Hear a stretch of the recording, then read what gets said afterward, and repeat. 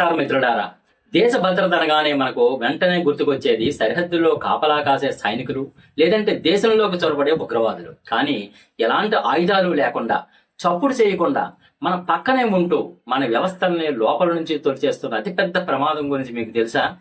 నిన్న ఎర్రకోట బురుజుపై నుండి 80వ స్వాతంత్ర దినోత్సవ వేదికగా దేశ ప్రధాని నరేంద్ర మోడీ ఘీంకరించిన ఒక సంచలనమైన పదం వెనుక ఉన్న అర్థం, అసలు సంగతి ఏంటి? దేశంలో దశాబ్దాలుగా క్యాన్సర్లా విస్తరిస్తున్న ఈ సైలెంట్ పాయిజన్ ఏంటో, వారి కుట్రల వెనుక ఉన్న అసలు వ్యూహం ఏంటో ఈ రోజు మనం అత్యంత విశ్లేషణాత్మకంగా లోతుగా తెలుసుకోబోతున్నాం. ఈ వీడియోని ఎక్కడా స్కిప్ చేయకుండా చివరి వరకు చూడండి, ఎందుకంటే ఇది ప్రతి భారతీయుడు తెలుసుకోవాల్సిన అత్యంత సున్నితమైన సంచలనమైన నిజం. మిత్రులారా, నిన్న ఎర్రకోటపై నుంచి ప్రధాని మోడీ జాతిని ఉద్దేశించి ప్రసంగిస్తూ ఒక కీలకమైన తీవ్రమైన విషయాన్ని దేశ ప్రజల ముందుకు తీసుకొచ్చారు. అదే దిమాగి నక్సల్స్ లేదా ఇంటెలెక్చువల్ నక్సల్స్. అడవుల్లో తుపాకులు పట్టిన నక్సలిజాన్ని మన భద్రతా దళాలు ప్రభుత్వం ఉక్కుపాదం మోపి దాదాపు అంతరింపజేశాయి.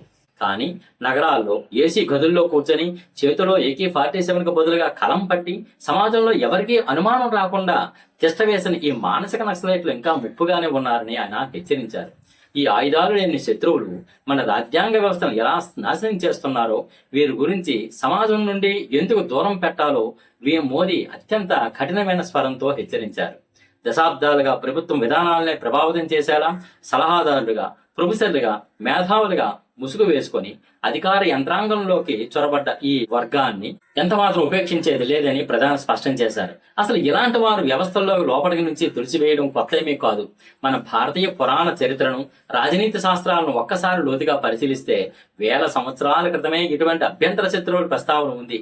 మహామేధావి మౌర్య సామ్రాజ్య స్థాపకుడు కౌటిల్యుడు తన అర్థశాస్త్రంలో రాజును హెచ్చరిస్తూ స్పష్టంగా చెప్పాడు, రాజ్యానికి సరిహద్దుల వద్ద ఉండే విదేశీ శత్రువుల కంటే రాజ్యంలోని తిరుగుతూ మిత్రుల ముసుగులో ఉండే లోపల శత్రువుల వల్లే అత్యంత ప్రమాదం ఉంటుంది అని. బయట శత్రువు కత్తి పట్టుకొని వస్తాడు, సులభంగా ఎదుర్కోవచ్చు, కానీ లోపల శత్రువు ఆలోచనల ద్వారా దాడి చేస్తాడు. రామాయణంలో మారీచుడు బంగారు లేడు రూపంలో వచ్చి సీతమ్మను ఎలా మోసగించాడో, శూర్పణఖ తన కుట్రలతో రాక్షస నాశనానికి ఎలా బీజం వేసిందో మనం చూసాం.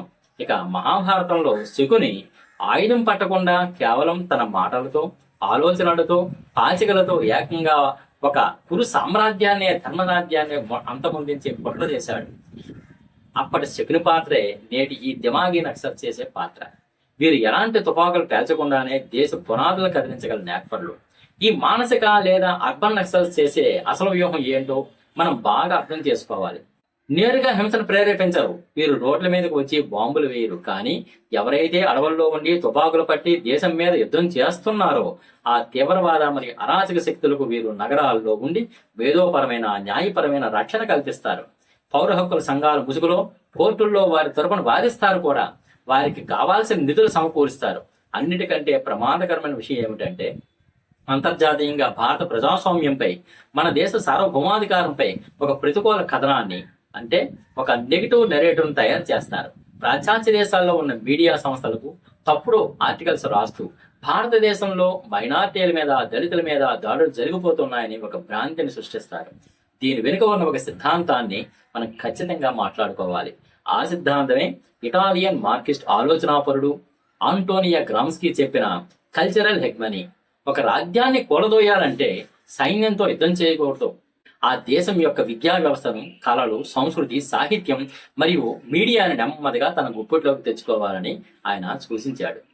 ఇదే సిద్ధాంతాన్ని వీరు మన దేశంలో దశాబ్దాలుగా అత్యంత పకడ్బందీగా అమలు చేస్తూ వస్తున్నారు. మరి మన దేశంలో ఈ రకమైన ఆలోచన విధానాలు ఎలా విస్తరించాయి? మన యువత మెదడులోకి ఈ విషయం ఎలా ఎక్కుతోంది? జవహర్లాల్ నెహ్రూ విశ్వవిద్యాలయం JNU, యాదవ్పూర్ విశ్వవిద్యాలయం, జామియా మిలియా, ఉస్మానియా విశ్వవిద్యాలయం మరియు ఢిల్లీ విశ్వవిద్యాలయాల్లో కొన్ని ప్రత్యేక విభాగాలు, ప్రముఖ కేంద్రాలు ఈ భావజాలానికి కంచుకోటలుగా మారాయి అని చెప్పి నిఘా వర్గాలు దశాబ్దాల క్రితం నృత్య నోరు కొట్టుకొని మొత్తుకున్నాయి. భావ ప్రకటన స్వేచ్ఛ పేరుతో అరాచక ఆలోచనలు ఇవి నిలయాలుగా మారాయి. క్యాంపస్ల లోపల రాత్రిపూట స్టడీ సర్కిల్ పెట్టడం, అమాయక విద్యార్థులను మార్కిజం, లెనినిజం, మావోయిజం ఊరిపోయడం వీరి నైజం. వీధి నాటకాలు మరియు విప్లవాత్మక పాటలతో విద్యార్థుల మనసులతో భారత రాజ్యాంగం పట్ల, మన సంస్కృతి పట్ల ద్వేషం నింపుతారు. గిరిజనులు, బాధితులు లేదా అణగారిన వర్గాల హక్కుల కోసం పోరాడుతున్నట్లు పైకి నటిస్తూ వారి అసలు లక్ష్యమైన దేశ అస్థిరత వైపు అడుగులు వేస్తారు. పార్లమెంట్ మీద జారీ చేసిన ఉగ్రవాదికి మద్దతుగా క్యాంపస్లో నినాదాలు చేసే స్థాయికి ఈ బ్రెయిన్ వాషింగ్ చేరుకుందంటే పరిస్థితి ఎంత తీవ్రంగా ఉందో మనం అర్థం చేసుకోవచ్చు కదా. ఇక వీరి ఆర్థిక మూలాల గురించి మాట్లాడుకుంటే వీరికి ఎక్కడ నుండి ఫండింగ్ వస్తుందో తెలిస్తే ఎవరైనా ఆశ్చర్యపోతారు. విదేశాల్లో ఉన్న కొన్ని స్వచ్ఛంద సంస్థలు, ఎన్జిఓస్ మానవ హక్కుల పరిరక్షణ పేరుతో, పర్యావరణ పరిరక్షణ పేరుతో వీరికి కోట్లాది రూపాయలు పంపుతారు. మన దేశంలో ఒక పెద్ద ప్రాజెక్టు వస్తుంటే దాన్ని పర్యావరణం పేరుతో ఆపడానికి కోర్టుల్లో పిటిషన్లు వేస్తారు. విదేశీ నిధుల నియంత్రణ చట్టం FCRA నిబంధనలు ఉల్లంఘించి ఆ డబ్బుతో దేశ వ్యతిరేక కార్యకలాపాలకు పాల్పడతారు. అందుకే మోడీ ప్రభుత్వం ఈ విషయంలో ఉక్కుపాదం మోపుతోంది. FCRA చట్టాన్ని కఠినం చేసి విదేశీ NGOల లైసెన్సులను రద్దు చేసింది. దీనివల్ల వారి ఫండింగ్ కుంటుపడడమే కాకుండా వారి అసలు స్వరూపం బయటపడింది. మన రాజ్యాంగ చట్టాలను అడ్డుపెట్టుకొని అదే రాజ్యాంగాన్ని నాశనం చేయాలని చూసే ఈ శక్తులకు చెక్ పెట్టడానికే ప్రభుత్వం తీసుకుంటున్న ఈ చట్టం సామాన్యులకు పెద్దగా అర్థం కాకపోయినా భద్రత దృష్ట్యా అవి అత్యంత కీలకమైనవి. మొదటగా వారు ప్రచారం చేసే అబద్ధపు కథనాలకు ఎదురుగా భారతదేశం గొప్పతనాన్ని, మన చారిత్రక నిజాలను, మన ధర్మాన్ని కౌంటర్ నేరేటివ్ రూపంలో బలంగా వ్యాప్తి చేయాలి. ఇంకా రెండవది, ఏ సమాచారాన్ని పడితే ఆ సమాచారం నమ్మకుండా ప్రతి దాన్ని వెనుక ఉన్న నిజాన్ని ప్రశ్నించే తత్వాన్ని మన యువత అలవర్చుకోవాలి.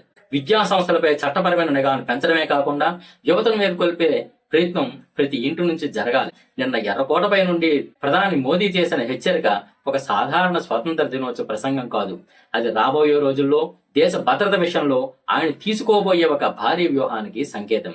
ఈ దిమాగే నక్సల్స్ భరతం పట్టేందుకు ప్రభుత్వ యంత్రాంగం సన్నద్ధమవుతోందన్న స్పష్టమైన సంకేతం.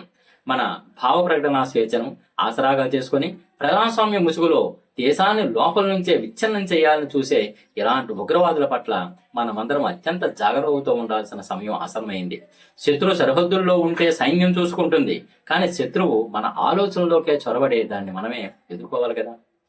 మరి ఎర్రకోటపై ప్రధాని వాడిన ఈ ధిమాకీ నక్సల్స్ పదంపై మరియు దేశంలో నెమ్మదిగా సైలెంట్ గా పెరుగుతున్న ఇలాంటి వారి వలన దేశానికి జరుగుతున్న ప్రమాదంపై మీ అభిప్రాయం ఏంటి? ఏసీ గదుల్లో కూర్చొని నడిపిస్తున్న వీరిపై మోదీ తీసుకుంటున్న ఈ కఠిన వైఖరి సరైనదేనా? కింద కామెంట్ సెక్షన్ లో తప్పకుండా మీ నిజమైన అభిప్రాయాన్ని పంచుకోండి. ఈ అంశంపై ఆరోగ్యకరమైన చర్చ జరగాల్సిన అవసరం ఎంతైనా ఉంది. ఈ వీడియోలో నేను అందించిన విశ్లేషణ సమాచారం మీకు నచ్చినట్లయితే, అలాగే ఈ దేశ భద్రతకు సంబంధించిన సంచలన సమాచారం మరింత మంది భారతీయులు చేరాలంటే వెంటనే ఈ వీడియోని లైక్ చేయండి. మీ వాట్సాప్ గ్రూపుల్లో, ఫేస్బుక్లో మీ మిత్రులందరికీ షేర్ చేయండి. ఇలాంటి అనేక దేశీయ, అంతర్జాతీయ, చారిత్రక, రాజకీయ విశ్లేషణ కోసం మన ఛానల్ను ఇప్పుడే సబ్స్క్రైబ్ చేసుకోండి. సబ్స్క్రైబ్ చేసుకోవడమే కాకుండా పక్కనే ఉన్న బెల్ ఐకాన్ క్లిక్ చేసి ఆన్ నోటిఫికేషన్స్ యాక్టివేషన్ చేసుకోండి. అప్పుడే నేను పెట్టే ప్రతి వీడియో మీ దాకా వస్తుంది. జై హింద్, వందే మాతరం.